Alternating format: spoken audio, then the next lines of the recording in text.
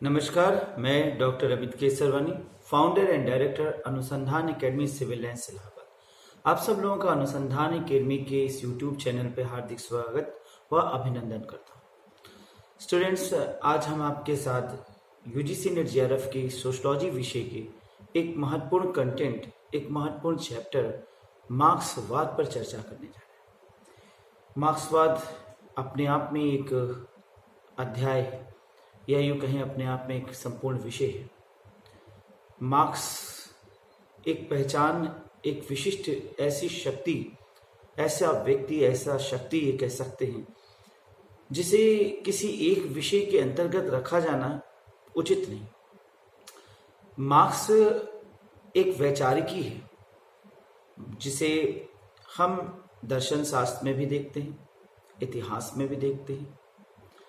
Marks के समाजशास्त्र, अर्थशास्त्र, कई एक विषयों में हम इनके विचारों को अध्ययन करते हैं।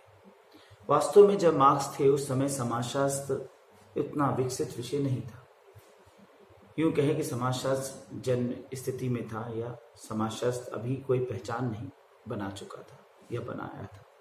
उस समय मार्क्स अपने विचारों के लिए प्रसिद्ध थे। मार्क्स वास्तव में एक कवि थे, एक विचारक थे, चिंतक थे, एक दर्शन शास्त्री थे। आगे चल के उनके विचार इतने संभ्रांत, इतने विकसित, इतने समृद्ध दिखाई दिए कि उनके विचारों से इन विषयों का कहा जाए तो ग्लो बढ़ा। इन विषयों के ऊपर, इन विषयों की को विकसित किया उनके विचारों ने।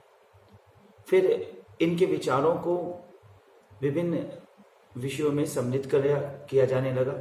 इसी प्रक्रिया में समाजशास्त्र में भी मार्क्स को एक महत्व भूमिका समाजशास्त्र के कंटेंट के विकास के दृष्टिकोण से देखी जाती है।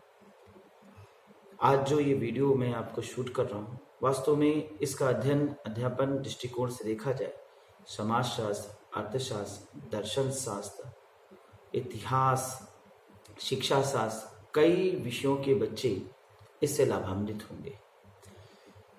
मार्क्स के सिद्धांत की विचारधारा, उनकी सोच, अभिव्यक्ति आदि को संयुक्त रूप से हम मार्क्सवाद कहते हैं। अब पहला बात आता है कि मार्क्सवाद है क्या। तो इससे पहले मैं आपसे बात करना चाहूँगा, वाद क्या है। वाद एक विचारधारा को कहते हैं। वाद का मतलब होता है विचारधारा। अब मार्क्स क्या है? एक व्यक्ति थे, कार्ल मार्क्स। इस प्रकार से देखें तो कार्ल मार्क्स की विचारधारा हम अगर देखें तो मार्क्स दो शब्दों से मार्क्सवाद बन जाता है। मार्क्स प्लस वाद, यानी मार्क्स की विचारधारा। वाद किसी भी संदर्भ में देखा जाए तो एक प्रीफिक्स है जो किसी के साथ जुड़ सकता है।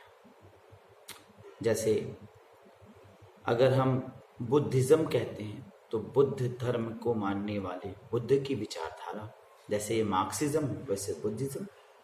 जैनिज्म, जैन धर्म को मानने वाले जैनी और जैन की विचारधारा। इसी तरीके से हम आदर्शवाद, प्रकृतिवाद, यूं कहें प्रयोजनवाद, बहुत से विचारधाराओं का अध्ययन करते हैं। तो उसमें वाद एक प्रीफिक्स है और बाकी सारी चीजें उसके साथ जोड़कर उस विचारधारा के साथ एक प्रकार से एक कंटेंट का रूप धारण करती है, एक शरीर का रूप धारण करती है। मार्क्स के कुछ सिद्धांत, कुछ प्रमुख सिद्धांत, जैसे द्वंदात्मक भौतिकवाद, इतिहास की आर्थिक व्याख्या, भौतिकवादी विचारधारा जिसे हम ऐतिहासिक भौतिकवाद भी कहते हैं, आदि प्रमुख रूप से जाने गए। इन्हीं विचारों को आज हम लोग अपने इस अध्याय में डेप्थ से समझेंगे। मार्क्स वर्ग संघर्ष के सिद्धांत के अतिरिक्त मूल्य का सिद्धांत इत्यादि के माध्यम से मार्क्स के विचारों को समझकर मार्क्स के तत्कालीन सामाजिक व्यवस्था का विवेचन यहाँ हम करेंगे। वर्तमान के साथ उसका परिणय करेंगे, नए संदर्भों की रचना करेंगे, उनकी भविष्यवाणियां कितनी सटीकता के साथ सिद्ध हो सकती हैं, इस पर आज हम प्रमुख रूप से चर्चा करना चाहेंगे। कार्ल मार्क्स न केवल एक प्रमुख समाजशास्त्री व कवि थे, वरन एक सामाजिक व्यक्ति, एक सामाजिक सोच का व्यक्ति था, जो एक समाज सुधारक के रूप में देखा जा सकता है, जिसने समाज में जो विसंगतियां थी उन्हें दूर करने का विचार अपने विचारों, अपनी सोच, अपने दर्शन के माध्यम से करने को चाहा। मार्क्स के जो महान विचार हैं, उनकी कुछ प्रमुख कृतियों में हमें देखने को मिलता है। यूँ तो मार्क्स की बहुत सी कृतियां हैं, लेकिन मार्क्स की जो प्रमुख कृतियां हैं उसमें द पॉवर्टी ऑफ फिलॉसफी, जो 1847 में लिखी गई महान की पुस्तक है। एक नेट के एग्जामिनेशन में बहुत बार इसे पूछा गया है। नेट के एग्जामिनेशन में मैंने देखा कि 4 से 5 किताबें बहुत प्रमुख हैं जो अक्सर पूछा जाता है। एक है the German ideology with Engels, जो 1845 में लिखी गई। एक है manifesto of communist party with Engels, जिसकी रचना 1848 में हुई। फ्रांस में वर्ग संघर्ष यानी the class struggle in France, 1850 में इसकी रचना हुई। इसके अलावा देखें तो the capital, a critic of political economy, जो 3 खंडों में लिखी गई, 1880, 1885, 1894। फिर economy and philosophical manuscripts of 1844 to 1959। ये कुछ प्रमुख किताबें जिनमें सबसे ज़्यादा प्रसिद्धि उनकी the communist party, manifesto of communist party, जिसमें उन्होंने वर्ग संघर्ष के सिद्धांत को बहुत तेरे रूप से, बहुत ही विकसित रूप से प्रस्तुत किया। मार्क्स के एक मित्र थे एंजल्स, जिसके साथ मिलकर उन्होंने कुछ किताबें लिखी जो अक्सर पूछा जाता है, जैसे द होली फैमिली, जिसका मतलब पवित्र परिवार, जर्मन विचारधारा और साम्यवादी घोषणा पर, कम्युनिस्ट मैनिफेस्टो। ये बहुत प्रसिद्ध पुस्तक है। कम्युनिस्ट मैनिफेस्टो में इनके काफी सिद्धांत हमें देखने को मिलते हैं। अब शुरुआत करते हैं मार्क्स के सबसे प्रमुख सिद्धांत, जिसका नाम है द्वंद्वात्मक भौतिकवाद। द्वंद्वात्मक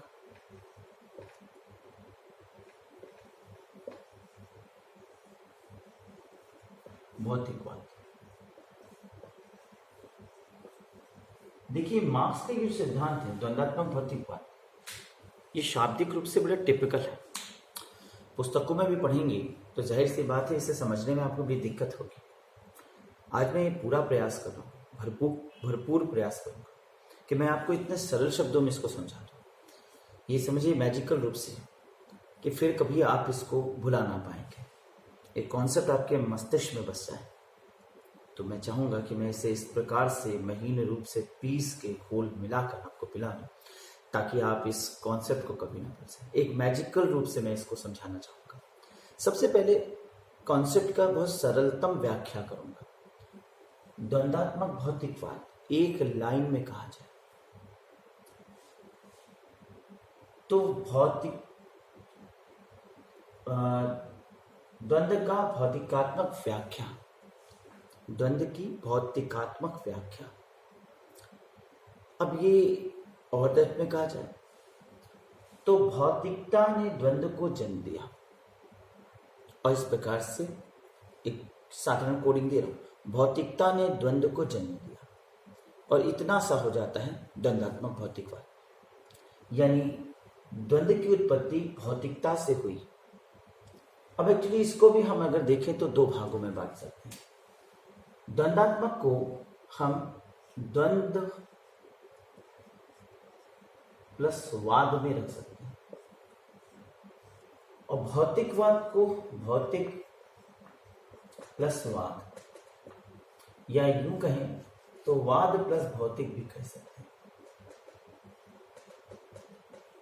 अब इस दृष्टिकोण से देखें तो वाद यहां कॉमन है, वाद कॉमन है। वाद का मतलब क्या है? विचारधारा, विचारधारा। अभी देखें तो द्वंद्व की विचारधारा, और ये है भौतिकता की विचारधारा। द्वंद्व की विचारधारा भौतिकता की विचारधारा। संयुक्त रूप से कहें तो द्वंद्व और भौतिकता की विचारधारा से युक्त ये सिद्धांत द्वंद्वात्मक भौतिकवाद है। इस प्रकार से देखें तो द्वंद्वात्मक भौतिकवाद दो शब्दों से मिलकर बना है। अब ये द्वंद्व शब्द जो है मार्क्स ने किससे लिया? तो मार्क्स ने इस द्वंद्व शब्द को हीगल से लिया, हीगल। और ये भौतिक शब्द को मार्क्स ने लुंडिंग फ्योरोबैक से लिया, लुंडिंग फ्योरोबैक। मार्क्स ने कहा कि द्वंद्व की व्याख्या बड़ी सुंदर रूप से हीगल ने किया है। हीगल द्वंद्व की व्याख्या में बताते हैं कि मन ये सृष्टि पदार्थ जन्य है। हीगल एक दर्शन शास्त्री थे जो मार्क्स से पूर्व में थे। उन्होंने बताया कि सृष्टि पदार्थ जन्य है, यानी सृष्टि पदार्थ से उत्पत्ति हुई है, सृष्टि की उत्पत्ति पदार्थ से हुई है और ये पदार्थ में परिवर्तन आता है। पदार्थ वैचारिकी पर केंद्रित है, पदार्थ में परिवर्तन आता है, परिणाम स्वरूप द्वंद्व उत्पन्न होता है। इस प्रकार हीगल ने कहा कि विचारों में परिवर्तन से द्वंद्व उत्पन्न होता है। मस्तिष्क पदार्थ का बना है और इस पदार्थ में परिवर्तन होता है, परिणाम स्वरूप विचारों में परिवर्तन होता है, जिससे द्वंद्व की उत्पत्ति होती है। मार्क्स ने इस बात को स्वीकारा, हीगल की इस बात को स्वीकारा कि द्वंद्व की उत्पत्ति होती है, परंतु उनकी इस तथ्य को कि द्वंद्व विचारों से उत्पन्न होता है नकार दिया। और इसी आधार पर उन्होंने कहा कि मार्क्स का जो द्वंद्वाद था वो सिर के बल खड़ा था, मैंने उसे सीधा करके पैर के बल खड़ा कर दिया। अब इस दृष्टिकोण से देखा जाए तो मार्क्स क्या कहना चाहते हैं? मार्क्स कहना चाहते हैं कि द्वंद्व जो है वो वैचारिकी की उत्पत्ति नहीं है, द्वंद्व वैचारिकी की उत्पत्ति नहीं है। मार्क्स ने फिर द्वंद्व को किसकी उत्पत्ति माना? मार्क्स ने एक अन्य विचारक लुंडिंग फ्योरोबर्ग से भौतिकवाद या भौतिक तत्व को लिया। उन्होंने कहा जो भौतिकता है वो समाज में बदलाव लाती है। लुंडिंग फ्योरोबर्ग द्वारा भौतिकता का अध्ययन किया और उन्होंने कहा कि भौतिकता समाज में, सोसाइटी में चेंज लाती है। ये भौतिकता वास्तव में द्वंद्व की उत्पत्ति करती है, परिणाम स्वरूप परिवर्तन आता है, परिणाम स्वरूप द्वंद्व उत्पन्न होता है और समाज बदल जाता है, इतिहास का निर्माण होता है। और इस प्रकार से देखें तो उन्होंने द्वंद्वात्मक का संबंध सृष्टि के विकास से होने से जोड़ा। द्वंद्वात्मकता ये द्वंद्वात्म की संबंध सृष्टि के विकास से जोड़ा और भौतिकवाद को सृष्टि का मूल तत्व माना, भौतिकवाद को सृष्टि का मूल तत्व माना और इस मूल तत्व से द्वंद्व उत्पन्न होता है जिससे सृष्टि का विकास हुआ, इतिहास का निर्माण हुआ। मार्क्स ने अपने द्वंद्वात्मक भौतिकवाद की धारणा का प्रयोग आधुनिक पूंजीवादी समाज के विश्लेषण हेतु किया। उन्होंने एक समाज का विश्लेषण प्रस्तुत किया और बताया कि कैसे क्रम में समाज की उत्पत्ति होती है। मार्क्स के अनुसार भौतिकता में होने वाले परिवर्तन से द्वंद्व की उत्पत्ति होती है। मार्क्स कहते हैं कि भौतिकता में जो परिवर्तन होता है उससे द्वंद्व की उत्पत्ति होती है। चूंकि ये द्वंद्व भौतिकता पर आधारित है इसलिए एक नई विचारधारा का जन्म हुआ जिसे संयुक्त रूप से हम क्या कहते हैं? द्वंद्वात्मक भौतिकवाद। मैंने आपको बहुत ही सरल शब्दों में एक बड़ा ही टिपिकल कॉन्सेप्ट को एक्सप्लेन करने का प्रयास किया है। बहुत क्रिटिकल कॉन्सेप्ट है ये, लेकिन फिर से एक सरल शब्दों में व्याख्या करो, एक सिंपल दो लाइनों में, तो सीधी सीधी बात है कि मार्क्स ने द्वंद्वात्मक भौतिकवाद की व्याख्या के लिए द्वंद्व और भौतिकता शब्द को हीगल और लुंडिंग फ्योरोबर्ग से लिया, जिसमें उन्होंने बताना चाहा कि द्वंद्व जो कि हीगल के अनुसार वैचारिकी से उत्पन्न होता है वो वैचारिकी से न उत्पन्न होकर के भौतिकता के कारण उत्पत्ति होती है और इस प्रकार से भौतिकता सृष्टि का मूल तत्व हो गया और द्वंद्व सृष्टि के विकास का मूल तत्व हो गया, सृष्टि के विकास से इसका संबंध हो गया। तो इस प्रकार से उन्होंने सृष्टि के विकास और सृष्टि के मूल तत्वों को जोड़कर द्वंद्वात्मक भौतिकवाद की रचना की। और सरल शब्दों में कह दूं तो द्वंद्वात्मक भौतिकवाद स्पष्ट कहता है कि सृष्टि के विकास के लिए भौतिकता का आना और भौतिकता के आने से द्वंद्व की उत्पत्ति होती है जिससे नए समाज का निर्माण होता है, समाज में परिवर्तन आता है। तो समाज के परिवर्तन के लिए सृष्टि का मूल तत्व है भौतिकता, जिसे इन्होंने आर्थिक व्यवस्था, कहा, और इसी आधार पे इन्हें आर्थिक निर्धारणवादी भी कहा जाता है, क्योंकि इन्होंने कहा कि जो अर्थव्यवस्था है ये वास्तव में चेंज लाती है, और इसीलिए इन्हें आर्थिक निर्धारणवादी भी कहा गया। अर्थव्यवस्था ही मूल तत्व है, अर्थव्यवस्था ही मूल तत्व है जो कि समाज में द्वंद्व की उत्पत्ति करती है। डायलेमा, द्वंद्व क्या है? दो लोगों के विरोधाभास। अब इस बात को मैं एक उदाहरण के रूप में समझाना चाहूंगा, जैसा कि मार्क्स ने समझाना चाहा। मार्क्स कहते हैं कि द्वंद्वात्मक भौतिकवाद वास्तव में द्वंद्व की उत्पत्ति भौतिकता से हुई। अब इससे इतिहास का निर्माण हुआ। फॉर एग्जाम्पल, एक समाज जो पहले का समाज था, प्राचीन समाज था, वहां पर एक पिता धोती कुर्ता पहनता था, फिर एक बेटा आया, उस बेटे ने पिता के धोती कुर्ते के वस्त्र को न स्वीकार करके पैंट शर्ट को स्वीकार करना शुरू कर दिया। अब पैंट शर्ट क्या है? भौतिकता, भौतिक तत्व। पैंट शर्ट यानी बदलाव आया, भौतिकवादी विचारधारा आया, जिससे धोती कुर्ते में की जगह पे अब पैंट शर्ट समाज में विद्यमान हो गया। अब पिता और पुत्र में द्वंद्व उत्पन्न हुआ, परंतु कुछ दिनों बाद पिता का जाना हो गया और पुत्र उस नए समाज का निर्माण कर लेता है। और नया समाज अब कैसा था? नया समाज एक नए वस्त्र के साथ पैंट शर्ट का हो गया। तो भौतिक वस्तु आई, द्वंद्व की उत्पत्ति हुई, अंत में भौतिक तत्वों में बदलाव हुआ और समाज बदल गया। फिर इस पुत्र का भी एक पुत्र आया, उस पुत्र ने अपने पिता के धोती कुर्ते को अस्वीकार करके जीन्स टी शर्ट को डालना शुरू कर दिया। तो जीन्स टी शर्ट क्या था? भौतिक तत्व में बदलाव। अब पिता और पुत्र में द्वंद्व फिर से शुरू हुआ, जैसे उसके पिता और उसमें द्वंद्व शुरू हुआ, वैसे इसके पुत्र और इसमें द्वंद्व शुरू हुआ। द्वंद्व ज्यादा दिन नहीं रहता, द्वंद्व में बदलाव होता है, कुछ दिनों के बाद एक सामंजस्य आ जाता है, और उसके बाद जो पिता है वो चले गए और अब नया जनरेशन वो जीन्स टी शर्ट का हो गया। फिर ऐसे ही जनरेशन फिर बदला, फिर भौतिक तत्व में बदलाव हुआ, और फिर कैपरी आई और तमाम चीजें। तो ऐसे ही मार्क्स कहते हैं आने वाले समाज में परिवर्तन हमेशा होता रहेगा। भौतिकवादी वस्तुओं में, भौतिकवादी तत्वों में बदलाव होता रहेगा, और भौतिकवादी तत्वों में बदलाव के साथ द्वंद्व उत्पत्ति होगी और विशिष्ट का विकास होता रहेगा। तो मैंने इन शॉर्ट आपको यहाँ पे द्वंद्वात्मक भौतिकवाद की व्याख्या की। स्टूडेंट से समाजशास्त्र विषय में मार्क्स को अगर एक्सप्लेन किया जाए तो मार्क्स बहुत लेंदी हो जाते हैं, तो मैं आपको इसे कई खंडों में देना चाहूँगा जिससे और बेहतर रूप से इसे एक्सप्लेन कर सकूँ।